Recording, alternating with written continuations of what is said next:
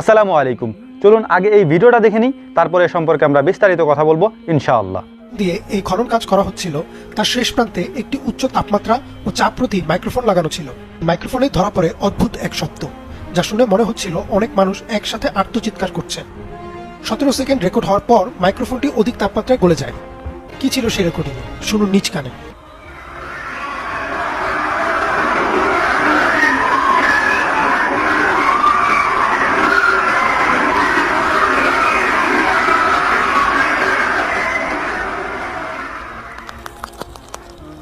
এই ভিডিওটি ইতিমধ্যে আপনারা অনেকেই দেখেছেন, যদিও এটি অনেক আগের একটি গবেষণা। আর এই গবেষণাটি যারা করেছিলেন তারা দেখতে চেয়েছিলেন পৃথিবীর এই প্রান্ত থেকে ওই প্রান্ত পর্যন্ত কি আছে, অর্থাৎ মাটির নিচ পর্যন্ত, একেবারে মাটির তলদেশ পর্যন্ত কি রয়েছে এটি তারা খুঁজে বের করার জন্য সেখানে পাইপ দিয়ে খনন করে দেখতে চেয়েছিলেন যে ভিতরে আসলে কি আছে। আর এটি দেখতে গিয়েই এই ঘটনাটি ঘটে। আর এই ঘটনাকে কেন্দ্র করে অনেকেই বলছেন এটিই কি তাহলে জাহান্নাম, যেখান থেকে মানুষের আত্মচিৎকার ভেসে উঠছে।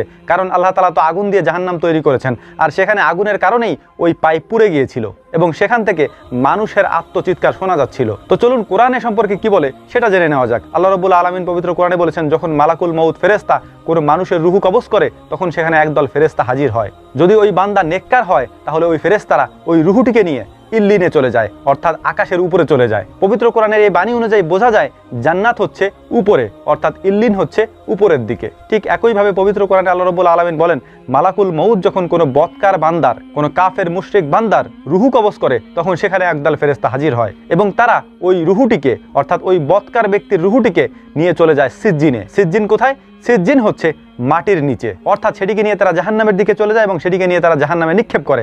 এবং এই আয়াতের দ্বারা, কোরআনের এই ব্যাখ্যা দ্বারা এটা স্পষ্ট যে জাহান্নাম হচ্ছে মাটির নিচে এবং জান্নাত হচ্ছে আকাশের উপরে। পবিত্র কোরআনের এই ব্যাখ্যার মাধ্যমে স্পষ্ট বোঝা যায় জাহান্নাম হচ্ছে মাটির নিচে।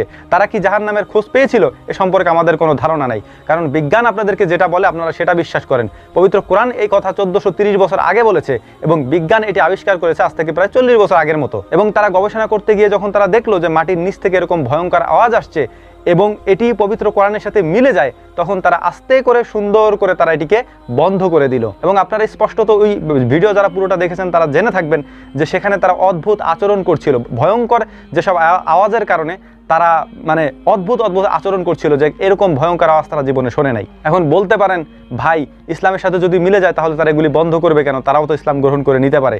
স্পষ্টত একটা কথা আপনি মনে রাখেন, আবু জাহেলও জানতো মুহাম্মদ সাল্লাল্লাহু আলাইহি ওয়াসাল্লাম আল্লাহর প্রেরিত রাসূল।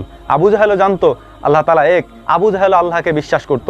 কাবার মুলতাজিমের সামনে দাঁড়িয়ে আবু জাহেলও দোয়া করেছিল, হ্যাঁ আল্লাহ তাআলা যে সত্যবাদী আপনি তাকেই বিজয় দান করেন। বদরে মুহাম্মদ সাল্লাল্লাহু আলাইহি সাল্লামের বিজয় হয়েছিল। সুতরাং যারা এই যে জিনিসগুলি মানে বিজ্ঞানের কথাই বিশ্বাস করবো, এত বছর পরে 40 বছর পরে বিজ্ঞানের একটি থিওরি আসলো, বিজ্ঞান আপনাদেরকে বলল যে মাটির নিচে হচ্ছে জাহান্নাম, আপনারা সেটি বিশ্বাস করছেন, আমাদেরকে প্রশ্ন করছেন ভাই তাহলে তো জাহান্নাম খুঁজে পাওয়া গেছে। আপনারা খুব উৎফুল্ল, ইমান আপনাদের কতটা দুর্বল হলে আপনারা এরকম হতে পারেন এইটা একবার চিন্তা করেন। বিজ্ঞানের কথা বিশ্বাস করেন, অথচ আজ থেকে প্রায় 1430 বছর আগে আল্লাহ রাব্বুল আলামিন পবিত্র কোরআন এটা বলেছেন, এটা আপনার খেয়ালই নেই, আপনি কোনোদিন খুঁজেও দেখেন নাই। কিন্তু বিজ্ঞানের কথাটা আপনি ঠিকই দেখেছেন। বিজ্ঞান আপনাদেরকে যা খাওয়ায় আপনারা সেটাই খান। আল্লাহ তাআলা এগুলি আমাদেরকে বোঝার তৌফিক দান করুন এবং এসব গুমরাহি থেকে আমাদেরকে বেরিয়ে আসার তৌফিক দান করুন, পবিত্র কোরআন অধ্যয়ন করার তৌফিক দান করুন। ওয়া তৌফিকি ইল্লা বিল্লাহ, নাসরুম মিনাল্লাহি ফাতহুন কারীব, ওয়া আখিরু দাওয়ানা আনিল হামদুলিল্লাহি রাব্বিল আলামিন। আসসালামু আলাইকুম ওয়া রাহমাতুল্লাহি তাআলা ওয়া বারাকাতুহু।